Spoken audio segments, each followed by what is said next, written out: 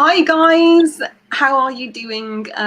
Just want to say a big, a big welcome back to our Hips podcast. Welcome to the second edition. Apologies for our delay today.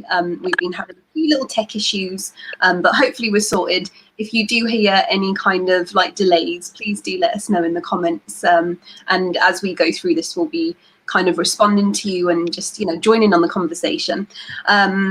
So these guys are laughing at me because we've just done an intro and I'm having to do it all over again, but it's all good because this is real life. But it's okay because you guys are going to have to reintroduce yourselves. So I'll start with myself. I'm Jen. So Shams is cracking up over here. Oh, bless you. I'm going to mute you, girl. So yeah, my name's Jenna. I am the director of that's. Look at them, they're all creasing up now. Wicked ladies. So my name is Jenna. I'm the director of That's All Media, which is a community interest company, and essentially we deal with everything that's campaigns and campaigners. So yeah, we're a discovery platform for campaigns and campaigners, and yeah, I'm just really excited to be doing the second episode. Hidden in plain sight, we're talking everything around domestic abuse.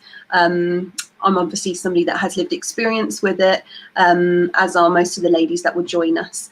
As you can see, we've got a new guest with us today, the lovely Louise, who has joined us. And hopefully, as we do more of these, we really want people to get involved, join the panel, join the debates, join the conversations. We've got a Facebook group now, so please do like interact. And I think the more we keep speaking about these issues, the more we can create awareness and hopefully educate like the younger generation not to get in situations that, you know, we found ourselves in.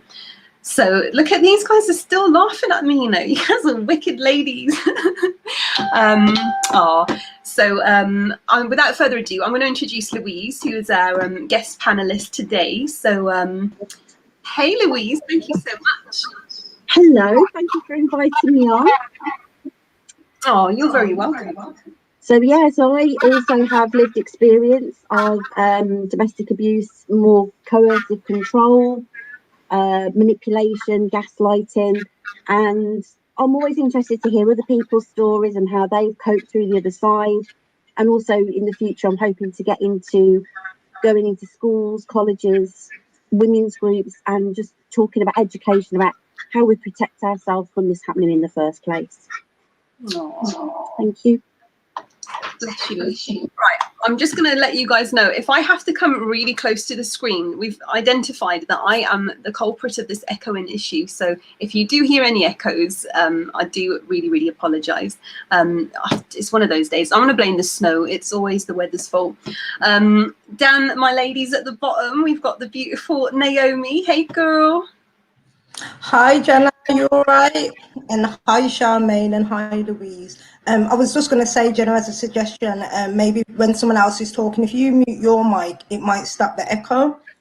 I don't know if that's going to help, but yeah. So, yeah, my name's Naomi Donald, and I founded Pods, Protect Our Daughters and Sons, and we work with young people, really educating them around health, relationships, exploitation and criminality. I'm also Authentic Voice Coordinator for Safe Lives, who are a nationwide domestic abuse charity, and I'm very proud to be leading on a young person's project within Safe Lives. So yeah, that's me in a nutshell. I'll hand you back over to Jenna. Oh, thanks, Naomi. And you're looking very beautiful today. I sound like a proper echo because I've already said all this already. And then we have the lovely Shams, who's been cracking up at me. How you doing, girl? It's just that it's because of, that was the first time I actually said what I wanted to say in perfect harmony, how I wanted it to be said. And then he's like, you made me want to say it again. Oh, I'm so sorry. No, it's not your fault. I'm Shams, Shams Quayle. I'm the founder of the Y event. I do an event called, as I said, it's called the Y event, and we deal with answering the question of why people stay in domestic abuse relationships, and answering that question in a sort of in a unique way. So we do it through dramatisation, spoken word, and dance. and we have key speakers who come along and speak on the actual show as well. So yeah, that's basically it in a nutshell. Oh, amazing, amazing. Today, as I said earlier, this is our second installment of HIPS. Really excited. Obviously, Valentine's Day is coming up, if you guys even paid attention, because with COVID, I don't think anybody knows what any kind of days are anymore. But I think it's on Sunday, isn't it, Valentine's Day? So yeah, I think something like that. I don't know if you celebrate it anyways. But we thought what a great kind of topic to discuss, love after trauma, people that have been through domestic abuse. It can be quite hard moving on. And there's so many like different areas around it. So I think this is going to be a juicy one. So I'm excited. Oh, so yeah. I suppose the first question is it difficult to find love after trauma, and why? What do you guys think? I'm going to mute myself, so if you guys want to just jump in.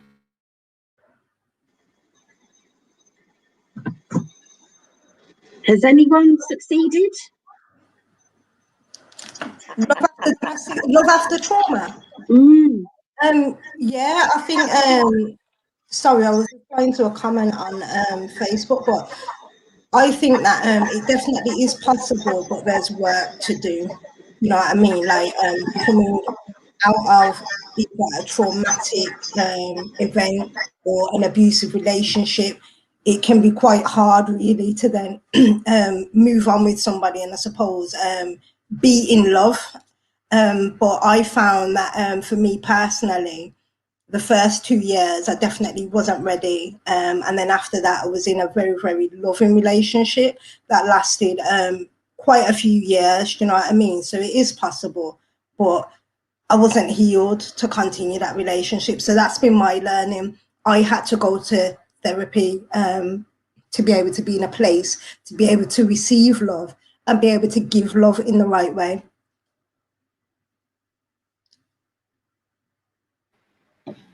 Yeah, I think it's really difficult. I think a lot of people that I've spoken to, they sort of go from one relationship that can be abusive and sadly find themselves, in another sort of abusive relationship.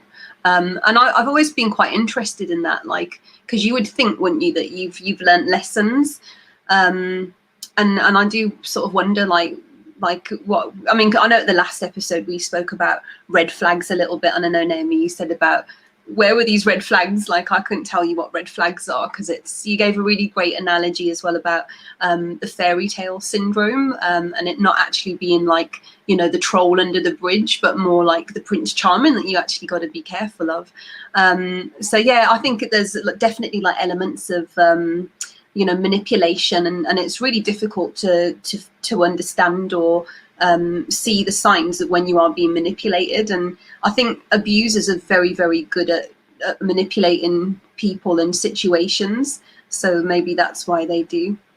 But yeah, it's what about you ladies, Louise and Shams? Any kind of, you found love after abuse or trauma? Nearly went Jamaican, I went trauma.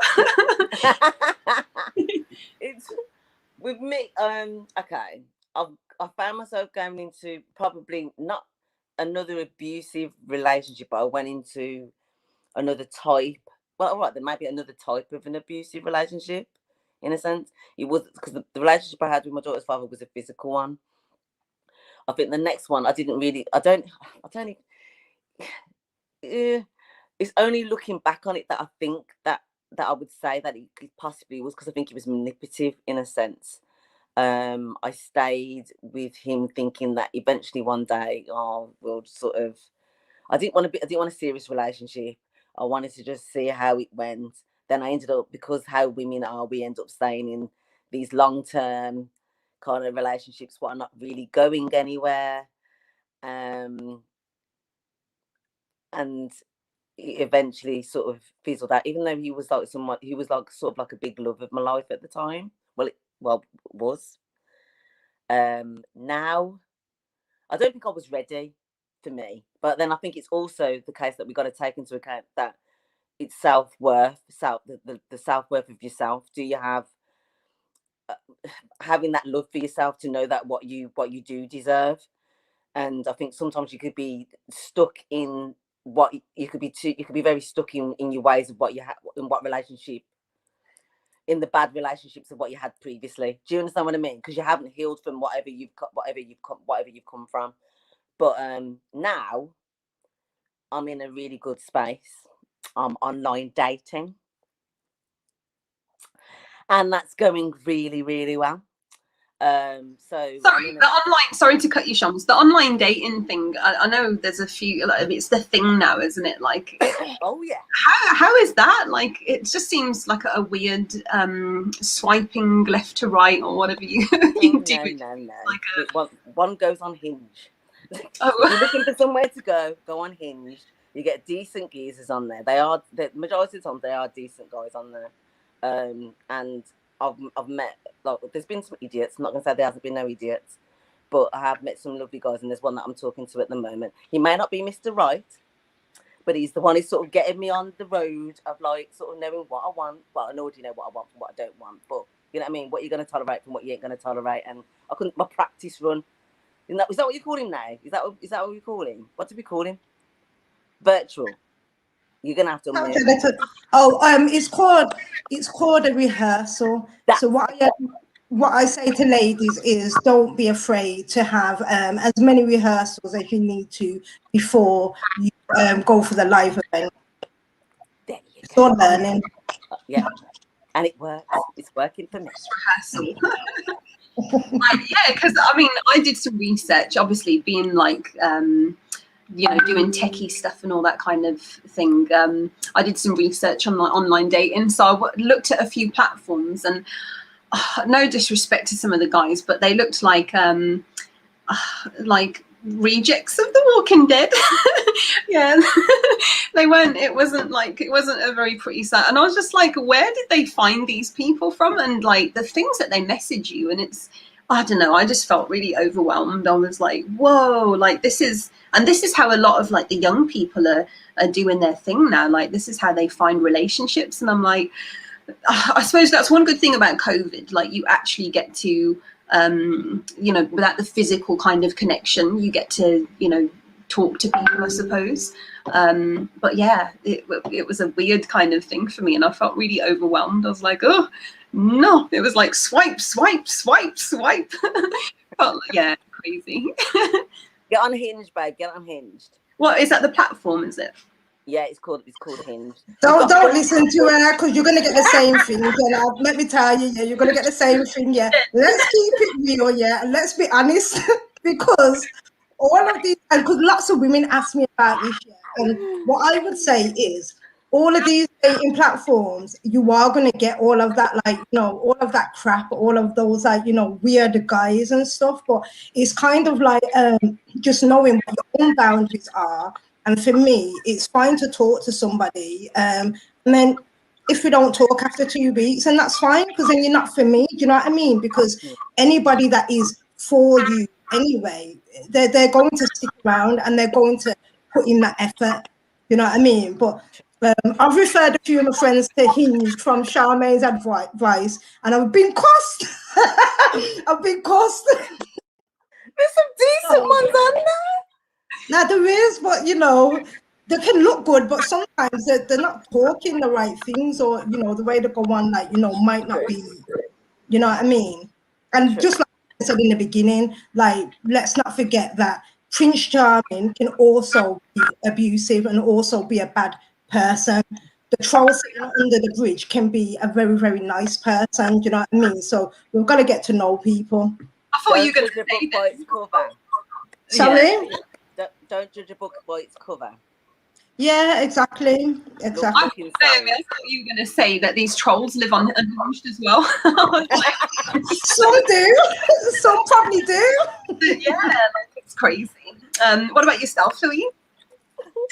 Very much what Shams and Naomi have said, to be honest. Know your own boundaries. That would be my advice. I wasn't interested in dating for ages. I'm still not, actually, to be honest. Yeah, I just think it's about knowing like you say, knowing what you want, knowing what your boundaries are, and just changing your mindset. I mean, up until I was in that last relationship, so up until about 8 years ago, you know, I was still, yeah, one day I'll get married, blah, blah, blah. Nah, not interested. Not interested in marriage whatsoever now. Why though, baby girl? I just think I'm of an age now. I've worked hard. I've got what I've got, and I just think if I made the wrong choices, I'm more confident now in making the decisions about who I will and won't let in.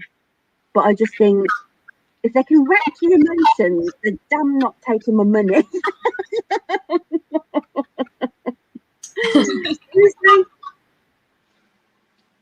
That's it.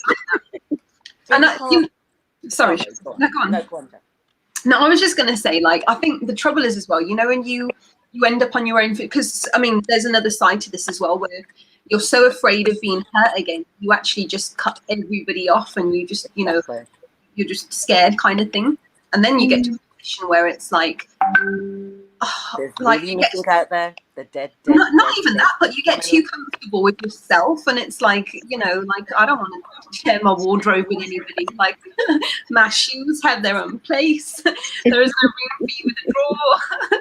Like, do you know what I mean? So yeah, I think it's a weird one. But then on the other hand, I have seen sort of friends that you know, they've kind of, sorry, I need to come closer again, don't I? I'm so sorry if you're like, whoa, up to the screen. Yeah, there's some people where they've just had relationship after relationship after relationship. And then I sometimes think, it's something that I've always pondered with, like, what is the best route? Do you like have time to heal?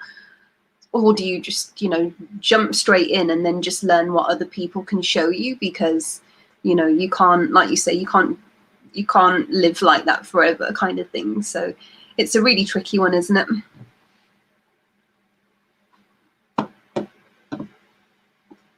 No, I would agree with you totally. I think have watched certain friends of mine go from one relationship into the next relationship, and it's like, well, how the hell do you do that? Like, just keep rolling from one to another? Because how do you know who you are, in a sense? Do you know what I mean? Because you've always been in a relationship with somebody, so then you don't really know who you are. Do you know what I mean? A good friend of mine, she went from one relationship to another, and sometimes it can work, sometimes it don't. I mean, it swings and roundabouts in a sense. Some people it can work for them, and some people it don't. No.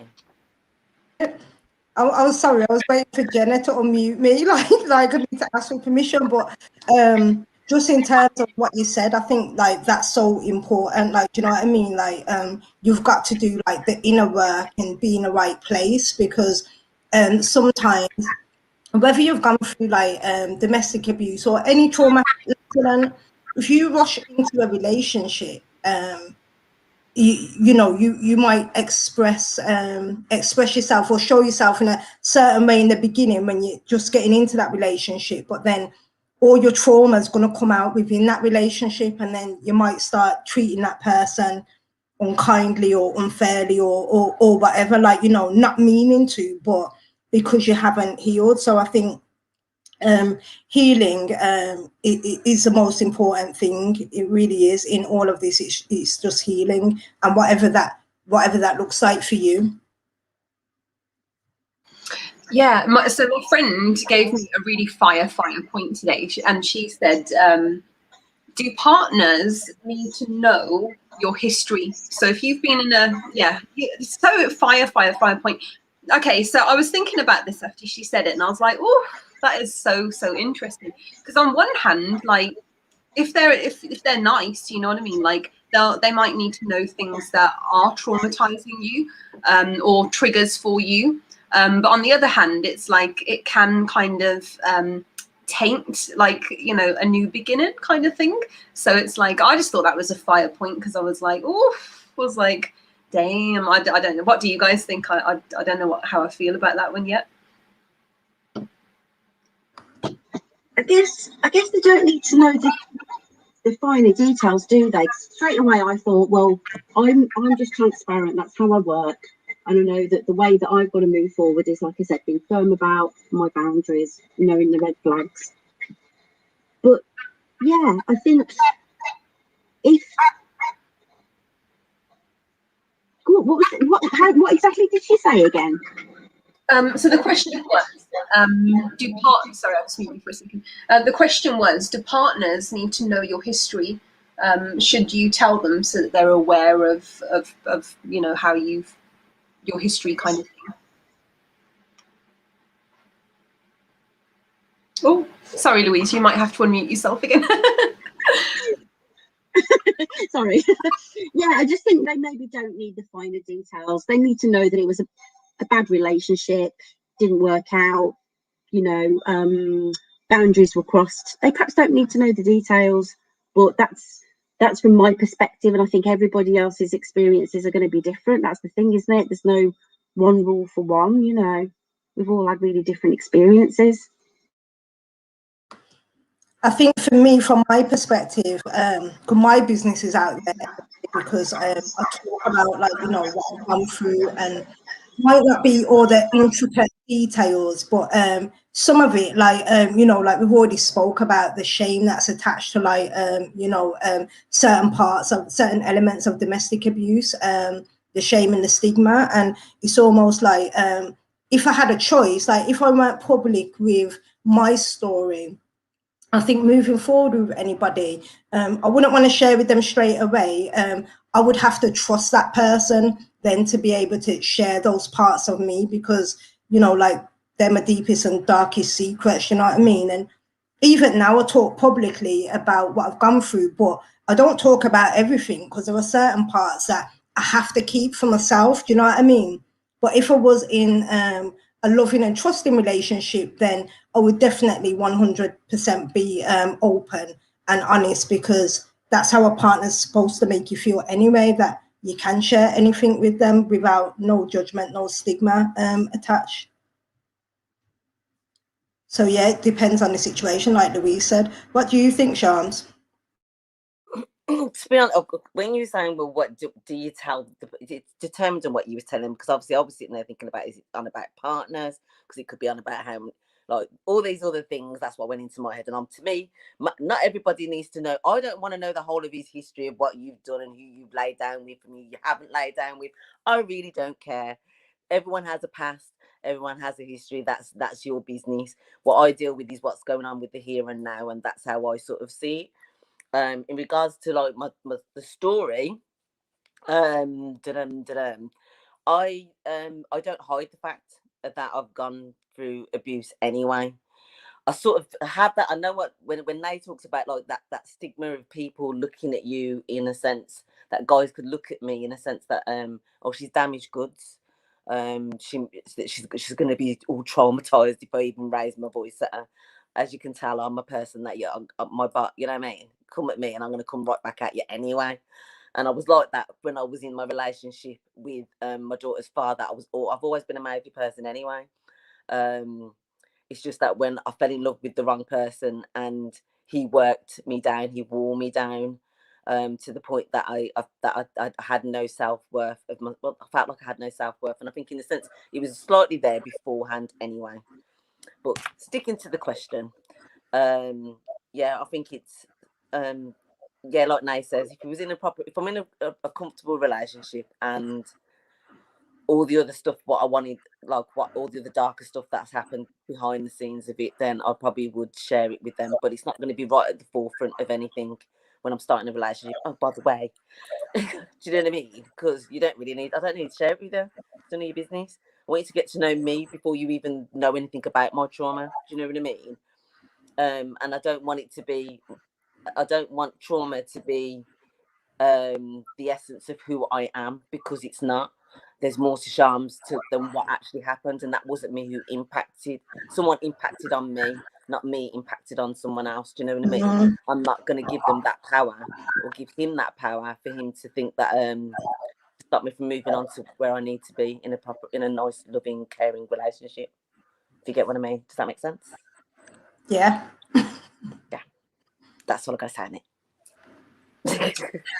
I mean, obviously, I'm quite an open book. I'm probably too honest sometimes, but that's just the way I roll. But I always let people know that I've been in a domestic abusive relationship.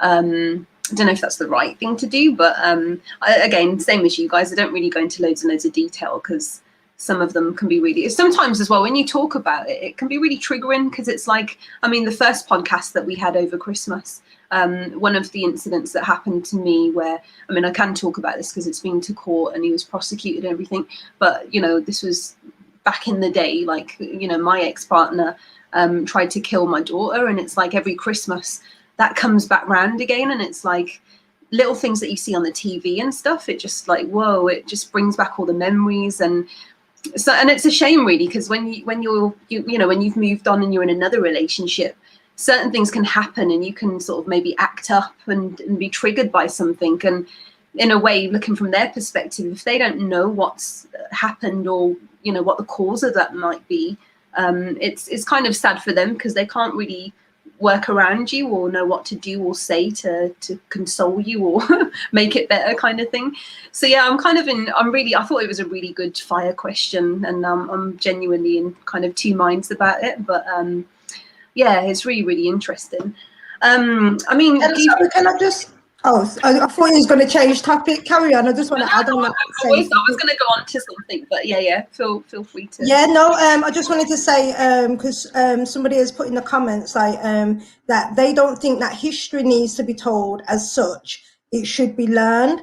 Exposing too much allows you to be in a vulnerable position. And I think that is a good point as well, because I think what I was alluding to when you were just speaking, Jenna, about being with somebody and then letting them know that you've been in an abusive relationship. Like, I always worry, like, well, you could be an abuser, so then you're going to play the longer game. Do you know what I mean? The longer game of coercion or manipulation to make me believe that you're a good person.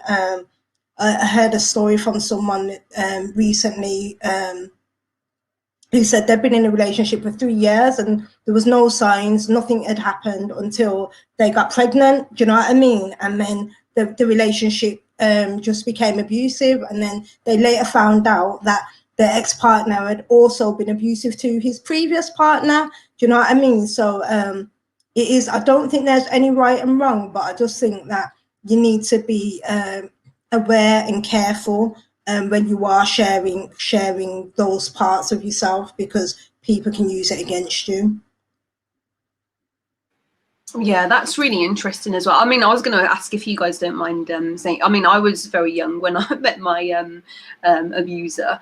So I was like 15 when I got pregnant. I was still at school doing my GCSEs when I was pregnant. So in a way, I haven't really got anything to reference to before that. Like, so I was just wondering from your perspectives, have you had relationships before that have been healthy?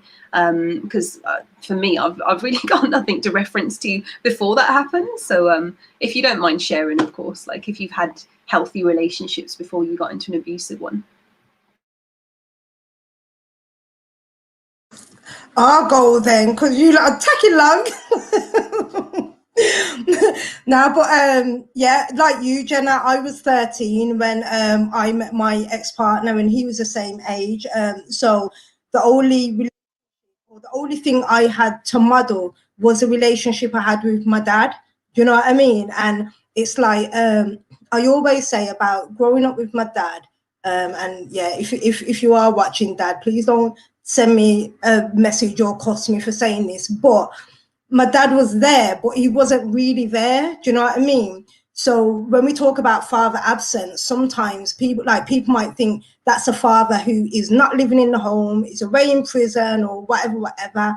But actually, no, I actually experienced father absence because my dad was still a part of the family home, but he was never really, he wasn't the kind of dad that would come to the school plays or, take me to do anything or anything like that. It was just rules and regulations within the household. So that was my model. And then when I met my boyfriend, obviously the other thing that I had to model was the fairy tales, which is why I think that fairy tales can be so damaging, because that's all I'd heard my whole life. Like, you know, Snow White, Cinderella, every princess in the story seems to meet this Prince Charming and then run off, and it always ends lived happily ever after. So I just thought that was going to happen for me, because I thought that this was my Prince Charming. So yeah, no, I didn't have any models before. How about you, Louise? That's really interesting. I completely hear what you're talking about, the fairy tale. I couldn't agree more. My very first boyfriend was very sweet and very lovely. We split up because I went to live in France for a year, and I just thought, if I know that he's home and he's going to be like, oh, where is she? Is she out? Who's she with? Not that he was particularly jealous, but I just thought I want to make the most of my year abroad. When I came back from my year abroad, I fell completely in love, properly in love with this guy at university. And even up until recently, I always looked back and thought that was the big love of my life that never worked out. We were together like 2-3 years. And I see it in a completely different light now. He was abusive. He was completely abusive. And it finished because I guess really he had quite serious mental health issues, and I just couldn't stay with him any longer. Like we've talked about before, I then jumped straight into from the frying pan into the fire, and then I was with somebody who wouldn't even say that I was his girlfriend. You know, he wasn't physical at all, but just, you know, slowly wore away at me, wearing me down. So I haven't got a great history at all, but then I had a big break. I wasn't with anybody for a long time. I was just focusing on my son because I chose to be a single mum, focusing on my career. I was like a really independent woman when this guy came into my life at like 44. I was super independent. And the worst thing is, I actually used to teach about emotional maturity and emotional intelligence in schools. So I knew this stuff, but I'd taken my eye off the ball. I was worrying about everything else. And he obviously saw something in me and woof, straight in. So that very first love when I was like 17, that was healthy. After that, I couldn't name a healthy one. But you, Shams? Sorry, Louise, that's really sad. Like, you know, like after 70, you can't name a healthy relationship. Like, you know, that is actually really sad. And for me, you know, it just kind of like the shows where we're at. Like, you know, I think that the world is just like, we're just on a different thing. And narcissists prey on empathic women. Like, you know what I mean? They prey on the good women. Do you know what I mean? So if anyone is listening and feels like they're also that person where you keep ending up in them relationships, like, it's not you, it's them. Like, that's all I want to say. Do you know what I mean? It's definitely something that they seek women out, like weak women out, or what they think are strong women, and they try and turn them into weak women. But yeah, sorry, Shams.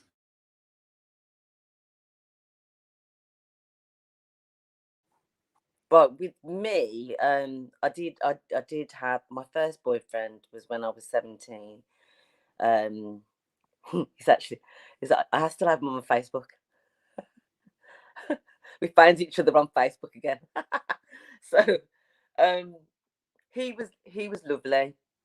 I don't think it was when I first met him, it was like, oh yeah, but as time went on, it was like he became like my best friend. And I think was we together for about a year and a bit, and then we broke up because this horrible girl came along. But yeah, he was the he was lovely. I couldn't do any. If anything, it was me. Me being the gobby one, me being screaming and shouting and speaking, because he was a white guy, and me speaking beer pat him coming from King's Standing, completely like, what the hell is this girl talking about? But I didn't care anyway. But we had a lovely relationship. It was lovely. It was nice. And he was a lovely guy. Unfortunately, it just didn't work out. It was just one of those things, and I think I would have grown out of him anyway, I think. in a sense because of my journey. But I don't know actually, because if I'd have stayed with him, then he probably wouldn't have been that case. But my journey went on to different places, and I met other people, and then I left home, and then that's when I met my daughter's father when I was in a hostel, and he was just this gorgeous biracial boy, just thinking, Jesus Christ, he just looked fit as hell. This dream boy that I dreamt of when I was a kid, and it was as though my dream had all come true when I met him. And then when he paid attention to me, it was like, what the hell? But then when I found out how old he was, I was like, this ain't gonna work. But he pursued me for about 3 months, wouldn't leave it alone, and then I ended up in a relationship, and then the rest is history. And yeah, it became a bit volatile as he went along, but he'd already got me hooked by then.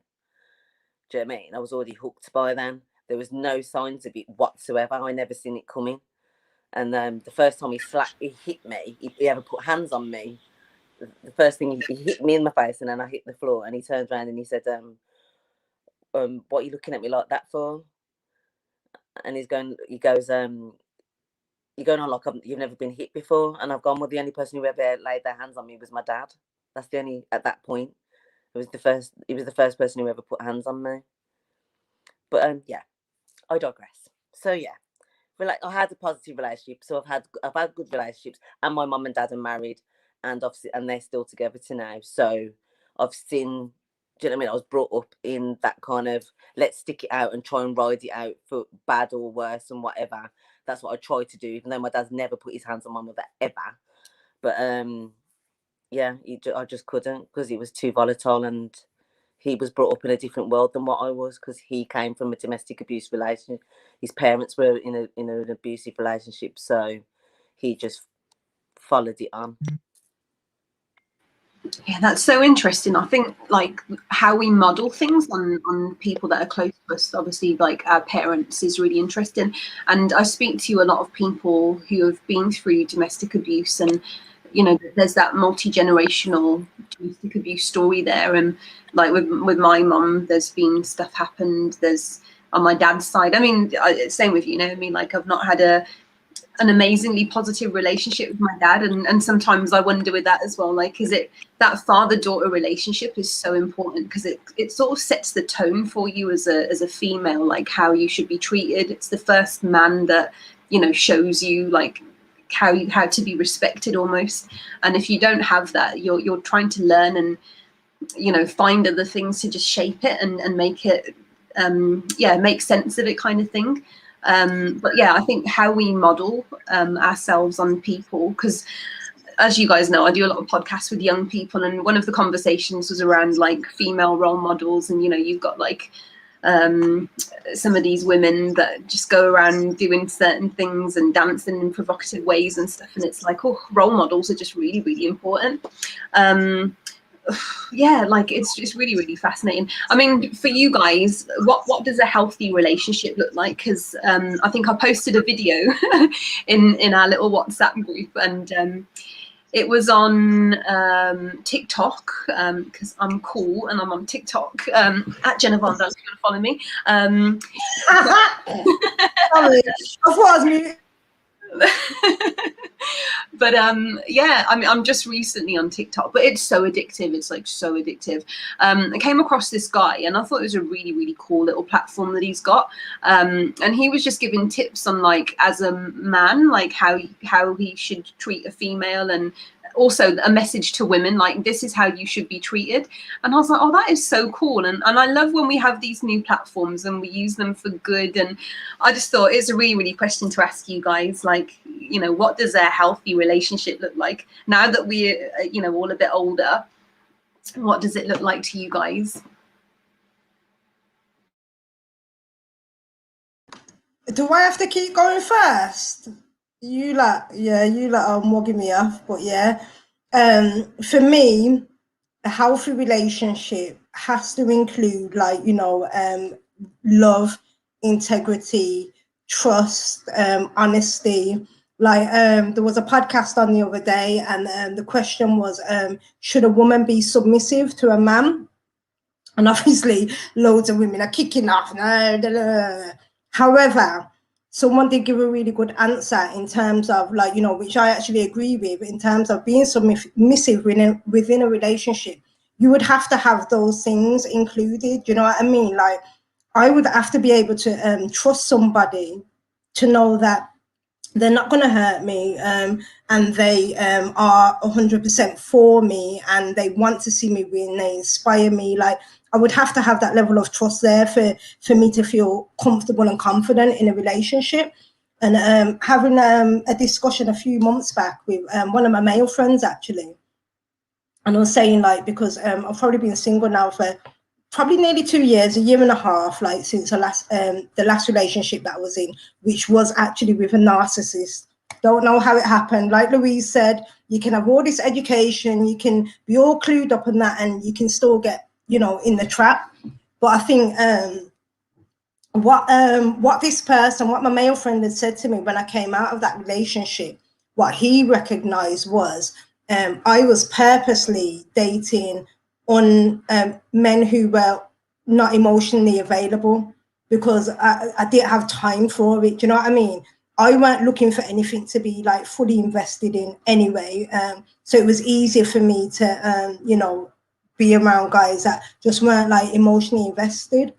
However, moving on, after that relationship, had to do more healing again. Like I always say, healing from trauma is a lifelong journey. So anytime you feel like you need to speak to a therapist or, you know, a counselor, somebody that doesn't know you, you can talk to that person and thrash it out. And what I found through talking to, it was actually my coach, about like the relationships that I'd been in, and where I wanted to go. And she said to me, like, you know, just start doing different and start like knowing what you want for yourself. You know what you want for yourself, and don't accept anything less. Do you know what I mean? So it goes back to those boundaries.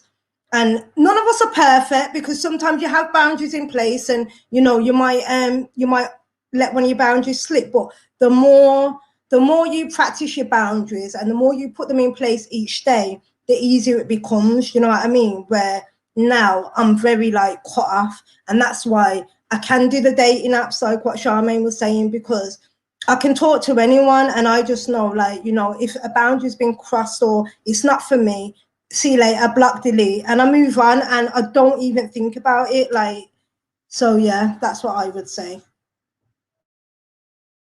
So what you're saying, Naomi, is that you're on dating apps as well?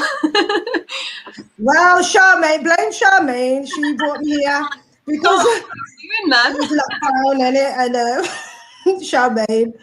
What was your experience like with these dating apps, Naomi? Like, did you not see loads of Walking Dead rejects? Yeah, I did, you know, but you know what it is, yeah?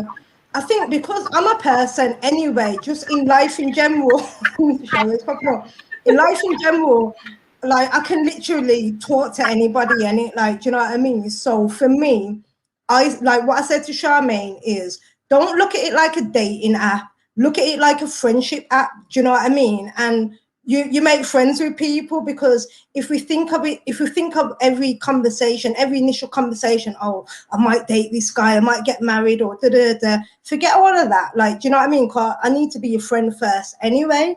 So if we look at these dating apps as friendship apps, because especially how we can't go out and talk to people out or meet people out we usually would, like in bars and clubs and stuff, meet them on the dating app, you know what I mean? Have a conversation. A lot of them are very, very safe now, where you don't have to hand over your number. You can, you know, phone or text through the app, and then, you know, you'll know when something feels right for you, and you want to move it from the dating app to WhatsApp and see where it goes. And I always say to Charmaine, it's like stages. Talk on the dating app, then you do like a video call. Then you might have a video date call, do you know what I mean? And then see where it goes from there. And there's no rush. There's no rush. So don't rush anything. I'm just laughing at you, Naomi, because I'm thinking, I bet they hate you on these apps. They're like, this is not Facebook, man. You don't come on. They do. Yeah, they do, because I'm there one day, and then I'm like, oh, I don't even give them no warning. See you later, bye. Because you know, you've said something that doesn't align with my morals or my values, and it's kind of like, you know, I'm just thinking, definitely not going to work out, babe. See you later. That confidence. Sorry, Louise, did I ask you if you'd been on dating apps? Sorry. No, I did do. So the thing was, we'd broken up, but I'd stayed in contact with him, and there was a reason for that, which maybe we'll talk about another time. But then, like, all the lies came out in April 2018. And I like went euphoric because I was like, oh my God, the problem wasn't me all along, it was him. So I went euphoric and I was like, actually, there isn't anything wrong with me. Right, dating apps, blah, blah, blah. And it was just hopeless. The nonsense you get on there, absolute nonsense. I just hadn't got the patience for it. Maybe that's an age thing, I don't know. But, you know, and like you said, some of the profiles that I got matched with, somebody went, oh, go on the dating app of a very, very sort of well-known, decent quality newspaper, beginning with a G. Like, the only person I matched with was this guy just holding this massive fish like that. No, I'm not having trout, man. So anyway, yeah, I ditched that. I didn't like it. And then I'm so busy catching up on the self-care, all of the things that I neglected in the time that I was with him, when he demanded that he was the center of our world. Honestly, I haven't got time or interest. I really haven't. But in terms of a healthy relationship, I think it's going to be very difficult for me as well, because it's a patience thing. And again, I think it's just my age, but I don't know. I've sort of said it'd be nice just to have somebody, like a regular date. I don't actually think I'm interested in another relationship or marriage or anything like that. A regular date to go out dancing with, have date nights, that would be fine. Over and out. I think that's the modern version of booty call, isn't it, Louise? He's looking for a booty call. Oh dear. What was that? Say that again, Louise. I was like, not with anybody watching, thank you very much. Oh my God. We've had quite a few Facebook comments. Somebody said the devil comes in many different disguises. Not sure if that's reference to our apps, but yeah, maybe they're referring to they've had some Walking Dead experiences. Who knows? So, Louise, sorry, I didn't even ask you. What's your kind of tips on what you think a healthy relationship looks like now? Because you've done work, haven't you, around healthy relationships? Yeah, I mean, again, I just can't stress enough. I think the temptation is we have a bad relationship and we go, I'm not going to go for somebody like that again. And all our focus is on what was wrong with the guy. And of course, you know, in our experiences, that has been the problem. They've been the problem. They've been abusive. But I think it's, you know, it's all about tuning into what your boundaries are. Mine, I found just like that. I suddenly remembered a moment very early on that was a red flag, and I thought if I'd have listened to that, then it wouldn't have lasted. It would have been over in a matter of weeks. And he said something to me, and I just thought, I would never say that to you, because I wouldn't want to like plant that seed of doubt. And that became my bar. It's like, okay, if you do something to me that I know in my heart I would never do to you, bye-bye. Yeah, so I think it's about knowing what your boundary is, and you have to figure that out for yourself. We're all different. I agree with that as well, Louise. Like, we're all different, so you have got to figure out who you are and what journey you're on, because I might be giving advice or saying something, but I don't want you to think that you have to go and replicate exactly what I'm saying. So yeah, I agree with that. Shams, relationship. Well, do you know, there's things like what you've said, which because Nay has guided me through this thing with this online dating thing. And at first, when I first went on there, it was like, right, I'm looking for the one. I've got to find this guy, and he's going to be like this, and blah blah blah. And then when anyone tried to speak to me, and one little thing you said, you're gone.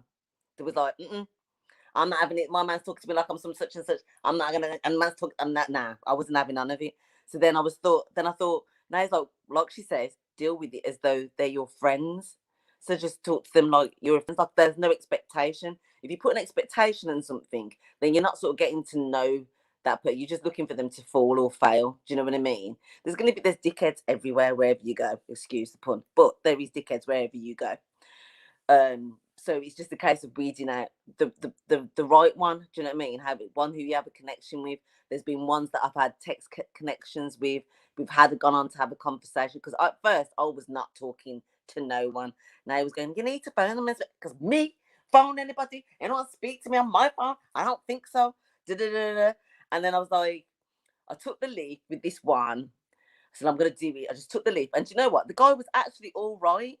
After the conversation, there was no connection. Like, we didn't thingy, but it was a lovely conversation. I spoke to him for about an hour.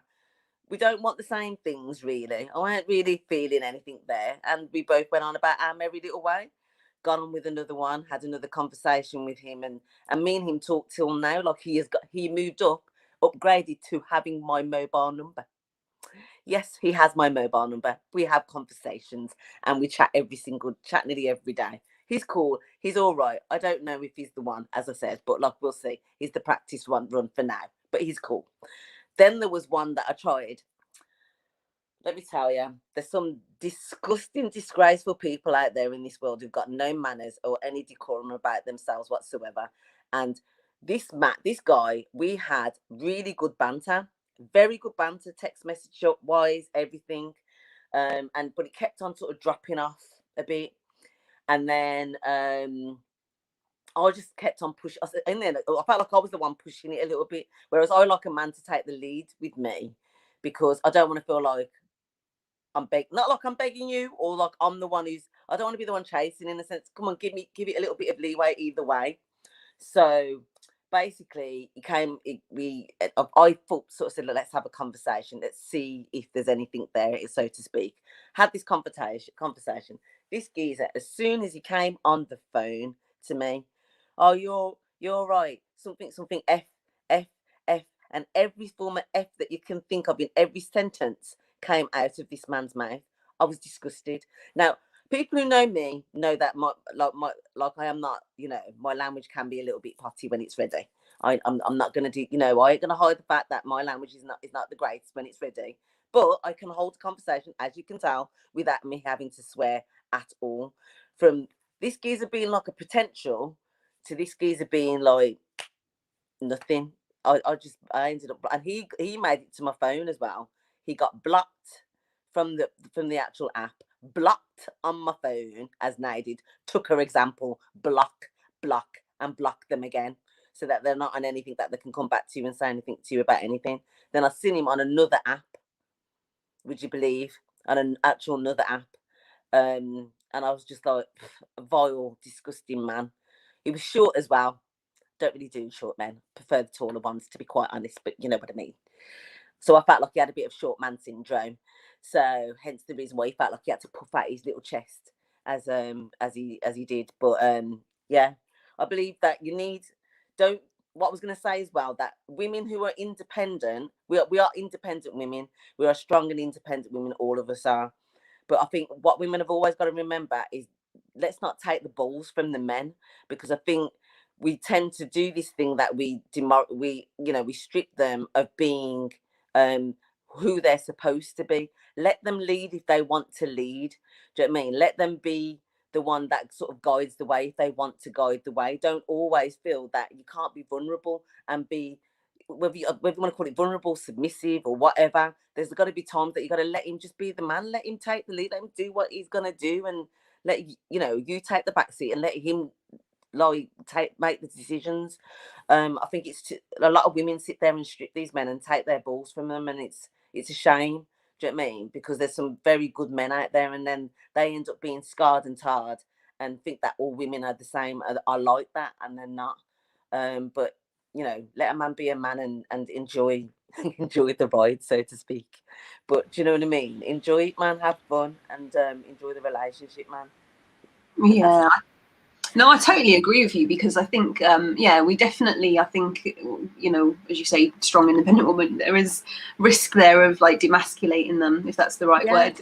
It is. But yeah, and I watched a program the other day about this, and I can't remember for the life of me what it was called. And I know that there's a lot more men, you know, talking about, you know, how to get this kind of power back. And I think it's just an interesting one, because I mean, for me, I kind of see it more as like energy kind of thing. Some people are very kind of powerful with their energy, and you've got to be very careful that it doesn't turn into manipulation. And then some people are more submissive, and you know, they want to please, and it's like, how do you get that balance of energies with people where you can coexist in a space where you're not, you know, hurting the other person essentially. But I do feel sorry for men these days, because there's all these like rules, you know, you've got all these big high profile cases like the Me Too campaigns, and you know, for some of them, they genuinely, you know, don't know, you know, what is kind of that, what do they call, locker room banter type stuff, because the same way that we've never really like been shown what a healthy relationship looks like, their role models might have been, you know, that kind of talk. So sometimes we're shutting them all down, going, you pig, you know, you nasty, like horrible man, boxing them, and labeling them as something when actually they just need a bit of education. So I think, yeah, it's really difficult. I'm very much like a balanced person. I'm always trying to like see both sides of the argument. But Jenna, I definitely agree with that, and that's why my organisation's called Protect Our Daughters and Sons, because a lot of the times we want to educate women and girls about keeping safe in a relationship, but if you're not educating the boys and men, you know, who might be harming others, then it doesn't make any sense. But just wanted to just cut in there, because I'm very aware of the time, and I'm aware that we're up to 57 minutes. So yeah, no, it's gone really quickly. It has gone really quickly, but I have another meeting after this, so I just want to make sure that I direct people to help. Like, I know that the show was called Love After Trauma, and although we've mainly spoke about love after domestic abuse, however, you know, I think it goes the same for, because if you've been in an abusive relationship, that definitely is a trauma. But then there are other people that go through other traumas. You know what I mean? Like losing somebody that they love, or being bullied, or you know, same-sex relationships. So I just want to make sure that yeah, everybody that is listening just understands and knows that we are talking to everybody. And in terms of healing after trauma, I think we've all mentioned like therapy, and I just wanted to throw out a couple of helplines there. And thank you, Jenna, for putting that on the bottom of the screen. Looks very cool there. So yeah, in terms of healing from trauma, there is a counselling service called Patty Gift in Birmingham, which is African-centred counselling. And the reason why I want to bring forward Patty Gift is because it's so important to have culturally competent counselling as well, for some people of colour. So their number, if in fact what I'll do is, if I put it on the Hips Network page, I'll just read it out quickly. 0121 236 3551, and you can contact them for free counselling as well around different types of well, anything really. And then the other one I wanted to mention was Heal Hub for the under 25s, 14 to 25s, and you can literally put that in online, healhub.org, and it will come up. They have a text number and a telephone number. And then the final one I wanted to mention is an organisation called Flows. So any women or men that are going through the family court, in fact, I'm lying, that one's just for women. Any women that are going through the family court system and, you know, might need help with family courts, immigration, anything like that, they're also available online, and they have a telephone number, which is 02037457707. I'm going to put all those numbers in the comment box, and we'll also share more information on the Hips Network page as well. So thank you, Jenna. So sorry for interrupting. No, it's cool. It's cool. I'm just going to run some numbers at the bottom. If you need to get in touch, please do. There's obviously, we've spoken about this before, but there's a huge increase of domestic abuse happening over COVID. So, you know, please, please, please reach out if you do need help. You know, it's not right, it's not acceptable, and no one needs to be treated like that at all. And hopefully this is what, you know, this platform does. You know, if you are able to watch it, or you know somebody that might be going through this, like, it's so important that you know, just be a friend. Sometimes it's so difficult, isn't it? We spoke about this in the last episode. Sometimes people are not ready to be helped, but just stick with them, because, you know, you never know when they're ready to, you know, take that help. So I'm just going to run these numbers at the bottom, and I suppose, yeah, because of time, that's gone so quickly. We only said that we're going to do like a 40-minute one today, and it's gone so quick. But yeah, I mean, if I may end on this last question, then what advice do you guys have for somebody wanting to date a survivor of domestic abuse, following on from what we were just saying? It's a tricky one, isn't it? But anybody got any advice? I feel like, Shams, you've been on so many dating apps. Like, what do they need to do? Like, you know, how mindful should they be of somebody that might have been through domestic abuse? Have patience. Have patience with people. Listen, have understanding, and be non-judgmental. Because I believe that I don't believe that you should judge anybody for anything, because everybody's got a past, and at the end of the day, I don't even like to say that we're the victims, but we're the ones who had it inflicted on us. We're the survivors of it. So and we're the ones who made it out, because there's many women who don't. Yeah, I just think having that patience and listening, and making sure that you just, you know, showing that person what real love is about, really being true to yourselves on both sides, and don't think that you can't be loved. Do you know what I mean? For the women who are sort of like putting yourselves out there, don't think that you can't be loved, because you can. Do you know what I mean? Love is for everybody. God's made somebody out there for everybody. I still have faith. Still have faith. I've had my doubts, but I've got my faith. Oh, that's got to be quote of the day, isn't it? Love is for everybody, man. It's like peace and love. It's so happy. Louise, any? Look, everyone, no. Oh, bless you. Louise, any kind of tips from yourself?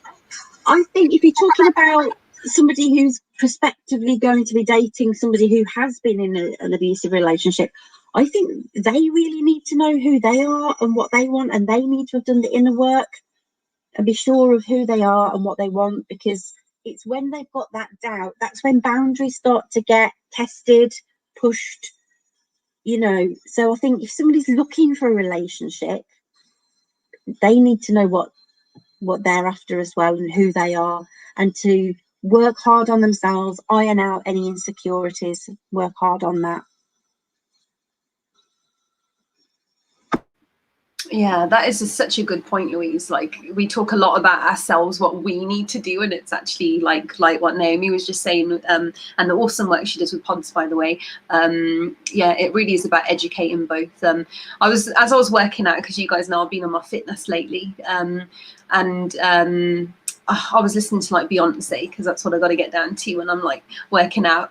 And yeah, there's like some snippets of her live stuff in there, and it's talking about, you know, how we put a lot of pressure on women to live up to, you know, getting married as they get older, but we don't actually have the same values for men. And I just think that's really interesting. Why don't we, you know, teach men, you know, how to be good husbands when they're older? Because there's a lot of that with women. But yeah, Naomi, any kind of final thoughts on that topic?